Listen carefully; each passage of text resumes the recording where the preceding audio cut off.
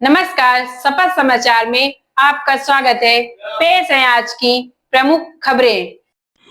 उत्तर प्रदेश के मुरादाबाद से एक बयान को लेकर सियासी और सामाजिक माहौल गर्मा गया है। साध्वी प्राची के लव जिहाद पर दिए गए विवादित बयान पर अब मौलाना नाजिम अशरफी ने तीखा हमला बोला है। उन्होंने इस बयान को देश को बांटने वाली सोच बताया। मुरादाबाद में मीडिया से बातचीत करते हुए मौलाना नाजिम अशरफी ने साध्वी प्राची के उस बयान पर कड़ी प्रतिक्रिया दी, जिसमें उन्होंने नो जेल नो बेल, सीधे 72 हूरों से मेल जैसी टिप्पणी की थी। मौलाना ने इसे बेहद आपत्तिजनक और समाज में नफरत फैलाने वाला बयान करार दिया। उन्होंने साफ कहा कि इस तरह की भाषा देश की एकता और सामाजिक सौहार्द के लिए खतरा है। उन्होंने कहा कि जो लोग इस तरह की नफरत फैलाने वाली भाषा का इस्तेमाल करते हैं, वो देशद्रोह की श्रेणी में आते हैं, चाहे वो किसी भी मजहब के क्यों न हो। उनके खिलाफ सख्त कार्रवाई होनी चाहिए। मौलाना अशरफी ने भारतीय संविधान का हवाला देते हुए कहा कि दो बालिग व्यक्तियों को अपनी मर्जी से जीवन साथी चुनने का पूरा अधिकार है। उन्होंने लव जिहाद और थूक जिहाद जैसे शब्दों को नफरती सोच की उपज बताते हुए कहा कि जिहाद शब्द का असली मतलब सच्चाई और न्याय के लिए संघर्ष करना होता है, ना कि समाज में वैमनस्य फैलाना। मौलाना ने सरकार पर भी निशाना साधते हुए कहा कि अगर बुलडोजर कार्रवाई की बात होती है तो उसे उन लोगों पर भी लागू किया जाना चाहिए जो समाज में जहर घोलने का काम करते हैं। उन्होंने भावुक अपील करते हुए कहा कि भारत किसी एक व्यक्ति का विचारधारा की जागीर नहीं है और देश की हर बेटी की सुरक्षा और सम्मान की जिम्मेदारी हम सभी की है।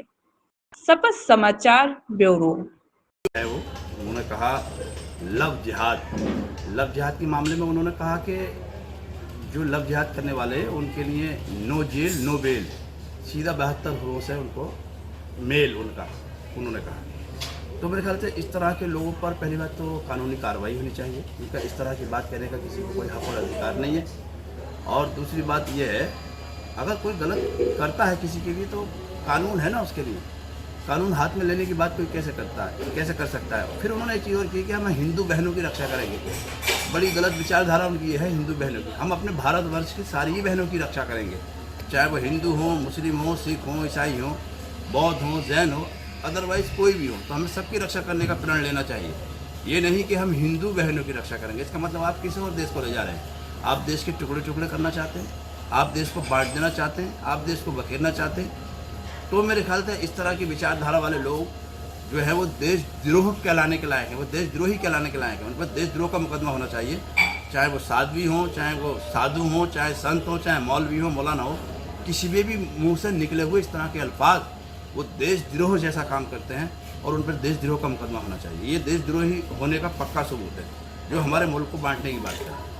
सबसे बड़ी बात यह है कि लव जिहाद कहने मतलब ही पता नहीं जिहाद होता क्या है। जिहाद हक बात के लिए, सच्ची बात के लिए लड़ जाना, और चाहे भले ही अपनी जान कुर्बान कर देना, लेकिन जो बात हक है उसके लिए जो लड़ाई लड़ना उसको जिहाद कहते हैं।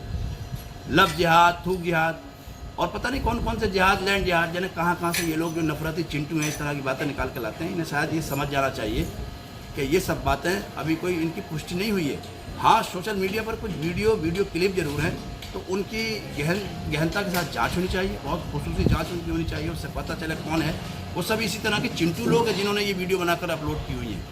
बाकी मुझे नहीं लगता कोई इस तरह की हरकतें करता होगा। और रही बात हमारे भारतवर्ष में, हमारा आइन हमें ये इजाज़त देता है, कॉन्स्टिट्यूशन ऑफ इंडिया में ये राइट्स है क्या कोई लड़का और लड़की अगर बालिग है तो वो अपनी मर्जी से शादी कर सकते हैं। इसको हम जिहाद नहीं कर सकते, चाहे वो लड़की मुस्लिम हो या लड़की हिंदू हो, लड़का हिंदू हो या लड़का मुस्लिम हो, इससे कोई मतलब नहीं है। इसका हमारे भारतवर्ष के कानून में हमें इसकी इजाज़त है, हमारे आइन में इसकी इजाज़त है।